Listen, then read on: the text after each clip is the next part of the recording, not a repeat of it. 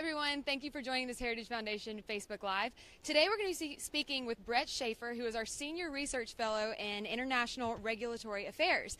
And we're speaking with him about President Trump's speech that he gave this morning at the United Nations. It was his first address to the United Nations General Assembly. So we'd like to get our experts' thoughts on that. So what were your initial reactions, and how did President Trump's speech line up with Heritage's priorities? Well, I thought the president laid down a gauntlet, challenged the membership to confront a number of very significant foreign policy challenges that not only the United States is facing, but other countries around the world, specifically North Korea, Iran, and also the trouble in the Middle East with radical Islamic terrorism, and also challenging them to address some of the problems that beset the organization itself and reform that body. Now let's focus on his tone. You said that you expected him to deliver a serious and disciplined speech, and it was, but it was also very President Trump, and he mentioned loser terrorists and things like that. I loved. Is there a concern with him using such strong language on that type of stage? You know, I kind of got somewhere in between the campaign and the Poland speech with this one, and I was actually a little bit put off by his tone before that body. You know, it's not a clapping audience. It's not one of those audiences that you get a lot of reaction from, and so it can actually make sort of energetic comments seem over the top. And I think we got a little bit of that today. And I was actually struck after I listened to the speech and watched it online. I went back and read the speech. In reading the speech, it comes across very much like what I expected. It's sort of a serious explication of the president's foreign policy concerns and his foreign policy philosophy. But you don't really get that sense just from watching it online. So I would actually urge people to go and read the speech. Take 10 minutes out of your day and read it, because I think you're going to come away a lot more informed about what the president thinks about the world. Now, Israeli Prime Minister Netanyahu tweeted that in his over 30 years of experience with the UN, he's never heard a bolder or more courageous speech. How do you think the people in the crowd are reacting to that speech today? Well, since it's not an insignificant number of the people being challenged by the president were in that crowd, I think some of them were going to be off put. I think some of them are going to be emboldened by the president by saying that we're going to respect your national sovereignty, but we also understand that sovereignty is based on the consent of the governed.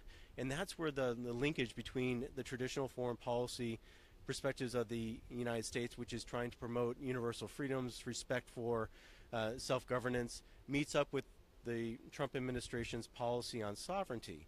Because if you understand that sovereignty meets up, is based on the consent of the governed, then you understand that where the non-intervention comes in. Because if other countries make decisions, then they should, have to deal with the consequences of those decisions.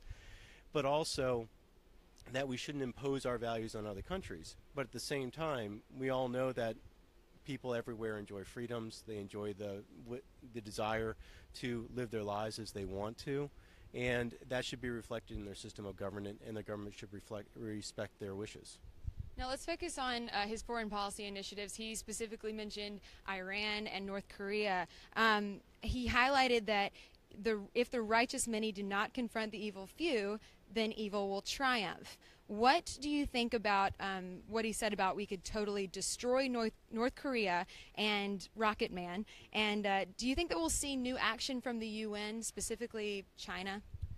Well, in regards to the North Korea speech, everyone's focusing on we would totally destroy North Korea. What they're forgetting is the first part of that sentence, which is if North Korea threatens us or puts us in harm's way, essentially, we would respond by totally destroying North Korea. So it's actually a continuation of the United States deterrence policy that's existed for decades, meaning that we will respond with overwhelming force if we're attacked. And so it's a continuation of that. What's something new is stating it that boldly and that frankly in front of that assemblage. And it is a challenge to the other member states to step forward and deal with the situation seriously, because we have a very provocative, a very reckless government that is in possession of nuclear weapons and the capacity to deliver them to the United States and our allies. And that's a threat that we all need to be very concerned about. Do you think China will react in any positive way? They have so far. They've agreed to Security Council resolutions ratcheting up sanctions, economic pressure on North Korea. And I think that the last choice that they want is for a military confrontation that would result from this from the United States being threatened by North Korea. And so I think that they will ratchet up their pressure on North Korea to try and resolve the situation, because the last thing anybody wants, the United States, China, South Korea, any of our allies, is a military confrontation on the peninsula. Now, some are also calling the UN to expel North Korea. Do you think that's necessary or something that we might see? Well, the UN Charter has a provision in it under Article 6 for expelling member states that fail to live up to the founding principles of the Charter. If any country meets those qualifications, it's North Korea. But that being said, I don't think that that's going to happen or is likely to happen. It requires not only a Security Council recommendation for it, which means that China would have to agree to expel one of its sort of allied states, but also 2/3 of the UN member states would have to agree to it in the General Assembly. And a lot of member states aren't going to go along with that because they fear that it might set up a precedent for themselves to also be expelled down the line. So I don't think that's very realistic. What did you think about his message on radical Islamic terrorists, the murderous regimes, and that we have to confront terror together, those loser terrorists? What do you think about that? Well, he's right. He's right.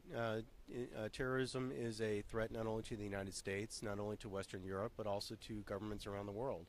We're seeing terrorist incidents happen in Africa. We're seeing them happen in Asia. We're seeing them happen in Europe and Latin America. This is a big threat not only to the United States, but also to other countries, and we need to work together to try and address it. And he also mentioned, sorry, it's a little bit windy out here. He also mentioned Venezuela and socialism there, and that the UN must help restore freedom, democracy, and advance peace, and that each country should be prepared to do more to address the real crisis that's going on in Venezuela. What were your thoughts on that part? What's going on in Venezuela is a disaster. The people are suffering. The government is directly responsible for that suffering. It's right for the United States to hold them responsible for their terrible actions there. But at the same time, I think he's right to call for regional action to bring pressure on Venezuela to restore democracy. Venezuela, not too long ago, actually had a vibrant democracy, and it's sad to see what's happened. And on the note of sovereignty and national interest, he also mentioned that the UN must uphold borders, laws, and rights to cultures. What about that? Well, I think it's just a respectful acknowledgement that the United States has its culture, France has its culture, the United Kingdom has its culture, China has its culture. All of these things are unique and different. They have value. But at the same time, it's not an excuse to be repressive or to deny people the basic rights that they have to choose their own government and to live their lives as the best they can. And it was also very focused on America first. He started off mentioning the Constitution and that other nations should put their people first and that America can't be taken advantage of, and that we need to defend American interests and not have one-sided deals. How is what he said good for America? Well, I think the president is very keenly focused on making sure that any agreement that the United States ends up in or negotiates is going to rebound to the benefit of the American people. And that's absolutely the right perspective to take on it. I may not agree with him on all the particulars of everything else. The Heritage Foundation is very much supportive of free trade, and the president's stance on trade is not necessarily consistent with that. But that being said, no one can deny that the president is very much interested in making sure that the American people are benefiting from these agreements, and I would hope that he is going to be successful in that effort. Now, in closing, you recently wrote an article on heritage.org where you were questioning if Trump would see the UN as a help or hindrance. So do you think that he'll see it as a help or hindrance going forward? What relationship can we look forward to? Well, I'll quote the president in his own speech. We'll see how they do. All right. Well, thank you so much for speaking with us today, and thank you all for joining us. Be sure to head over to heritage.org for more from Brett Schaefer, and stay tuned on our Heritage Facebook page so you'll never miss when we go live.